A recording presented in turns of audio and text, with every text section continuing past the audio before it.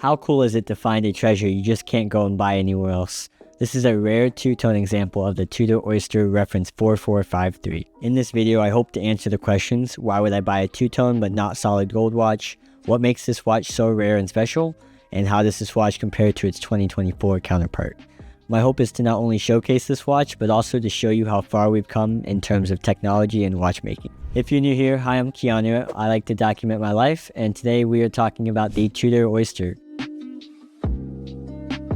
I have the new Rolex Oyster Perpetual, so let's see how these watches from 80 years apart compare. Starting with some history, Tudor was created in 1926, and the reference 4453 was in production around the 1940s, and then later was changed to the 1952 Oyster Prince.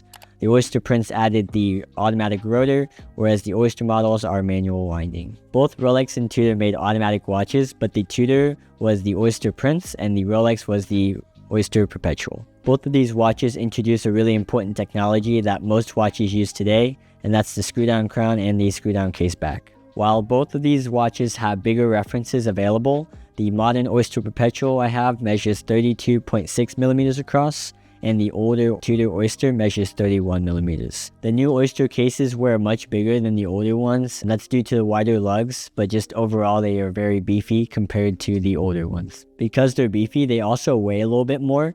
So the Tudor weighs in about 51 grams, and the Rolex is double that, which is 96 grams. And both of them are sized for my 5.5 inch wrist. Both are really slim at 10 millimeters thick, but the older one has a domed acrylic crystal, which leaves it at about 12 millimeters, but it doesn't wear that thick at all. The older Tudor Oyster has the Oyster patent on the crown, whereas the newer Rolexes have the coronet and the newer Tudors have a shield logo on the crown. Both crowns are threaded, and I've taken both to the lake and had no issues with any water damage. The newer lugs have 18 millimeter lug width, and they're much thicker, which give it a bigger presence, whereas the older ones have very slim lugs, and it's only 17 millimeters. Something that I absolutely love about the older lugs is they had a single drill side.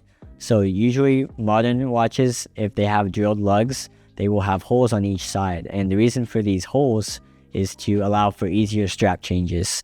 Rolex doesn't want to have holes in their watches now, so they don't offer any drilled lugs, but I think they really should, and I think it should be a singular drilled lug. By having the singular drilled lug on the left side, it's able to hide the drilled lug from other people, whereas you as the owner can still see it and use it to change out your straps. It's a really cool feature, and I'm surprised that we don't see it on more modern watches. Even modern watches with drilled lugs always have the double drilled lugs for some reason. The case has a rose gold bezel, and I personally think that the rose gold looks stunning, especially in overcast lighting. I don't think that the shop lighting does this one justice. When I was wearing this every day, I really enjoyed the look of the gold against the steel, and that kind of just brings out why I prefer two-tone watches over gold watches.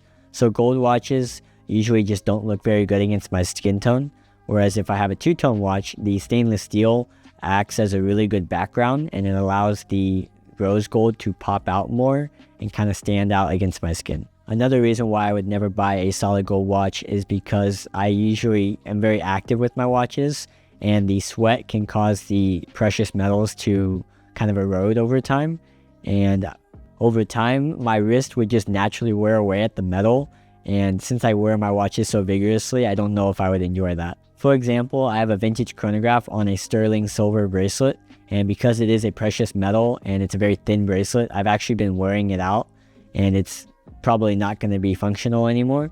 So it's for that reason that I think that personally stainless steel as the base metal and then having two-tone is best for my use. The movement in the new Oyster Perpetual is a superlative chronometer certified movement. Rolex has bought their own manufacturer, and they completely make them in-house. This older Tudor Oyster uses mass-produced movements, whereas the newer Tudors do use in-house movements because Tudor owns Kanisi, the brand that makes their movements. I think it's really cool how the older ones were manual wind, even though they had a screw-down crown, and the reason why they ended up switching to automatic is because it didn't make sense to unscrew it every time you needed to wind it every day, and many people would actually leave their crowns unscrewed, and then they would complain that their watch wasn't waterproof. This led to a really cool watch, which is called the bubble back, where they slammed an automatic movement into it and made the back of the case bubbled, and I really like that watch. But that wasn't the only automatic watch they had. They actually made some really thin Tudors with automatic watches, and I just think that's really cool. The technology has gotten so much better to where the newer watch with the automatic movement is able to be the same slimness as the older watch with the manual wind movement.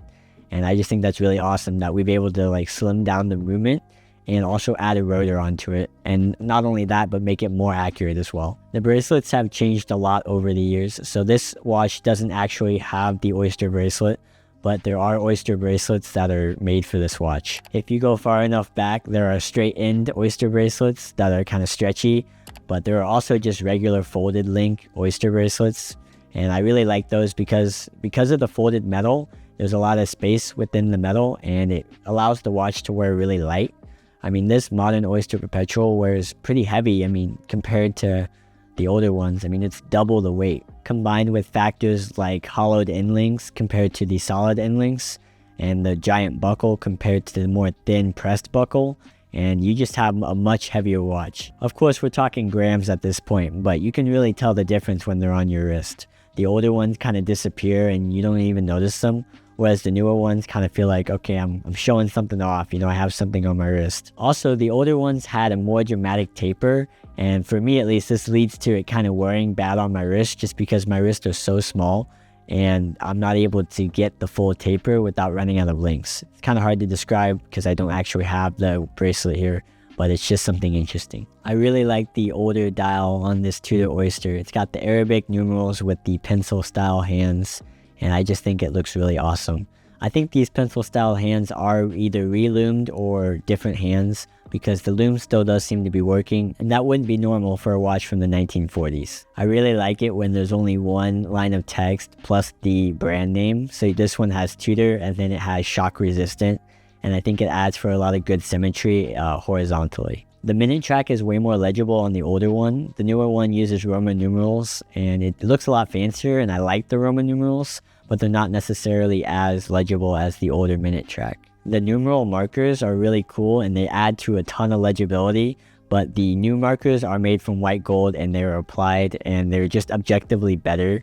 But there's something about those numerals that just are really cool. I wonder what the new applied numerals would look like on this small of a dial. I think it'd be just a really interesting look. Another detail that makes this Tudor Oyster so special is it has the rose and shield logo. So the rose and shield logo was the original Tudor logo, which was then changed to just a regular rose, and there was sometimes a big rose. But then after Tudor went into a dormancy period, they re-emerged with the shield logo, and they've been using it ever since. I personally prefer the look of the rose and shield logo. I think the rose is a little bit too feminine. It's a little bit too soft for the tool nature that these Tudors were going for. And I think that the shield logo is just, I mean, it's cool, but you know, it's not as luxury feeling as a rose and a shield. And I think the rose and shield Tudors are probably the best Tudors and the best logo for sure. The rose and shield kind of just adds luxury and tool together, and it's just a really cool detail that I like about this watch. I think it really speaks to how the designer designed this watch. I mean, they are tool watches, but the designer put some thought into the art of making a really good tool. Looking at these watches side by side, the newer one is better in almost every way. It has better specifications, and it's just more solidly built, and it's gonna last a lot longer than the older one. That being said, I really like the older one's character. I like how legible it is. For some reason, my newer one's a little bit harder to read in bright sunlight, but still, the newer one has really bright loom that lasts for a while on the markers and the hands, and the older one has loom on the hands that is fading and no loom on the Arabic numerals. I do really prefer how the older one is lighter, whereas the newer one's like, it just feels heavier. And again, we're talking grams, but I just love the feel of the folded links, or at least the hollow end links and middle links of like the 5-digit references. I really enjoy when a watch, especially a tool watch, doesn't get in the way, and so these older ones are just really cool. These two-tone references of these 1940s Tudors are extremely rare, and I challenge you to find another one on the market out there. But would I buy this watch myself? And the answer is probably no. That's just because I make YouTube videos and I'm cycling through all these watches to constantly make new videos. But it's also a little bit too small for me. The Rolex Oyster Perpetual that I have wears a little bit undersized, but I kind of like that one. and I just don't think I would go any smaller than the 32.6 millimeters that my Rolex is. Another thing that I would be worried about buying this watch is if I wanted to buy this watch and try it out, it'd be really hard to move this watch on and find another buyer willing to buy it from me. I mean, the type of person who is buying this watch is looking for like a rare, one-of-a-kind treasure, like treasures that you can't find anywhere else. And that's just, it's hard to come by, especially when you have that small of a watch. That being said, I really do appreciate these rose and shield Tudors. I just think they're so pretty and they're really cool looking. You know, they're just different than what you see. And I appreciate it, and I'm glad I got to wear it for a week. You know, as these watches reach closer and closer to a century old, they will become harder to find in really good conditions. And I think that if you are interested in these, they make bigger references, they make smaller references. Whatever you're interested in, you should definitely check these watches out. But of course, make sure to do your own research and make smart purchases. And now you should go check out my Rolex Oyster Perpetual video, because I really like that video. I tell the story of how I got it, and I kind of explain in more detail the Rolex Oyster Perpetual. Thanks for watching this video. Like and subscribe, and I'll see you over there.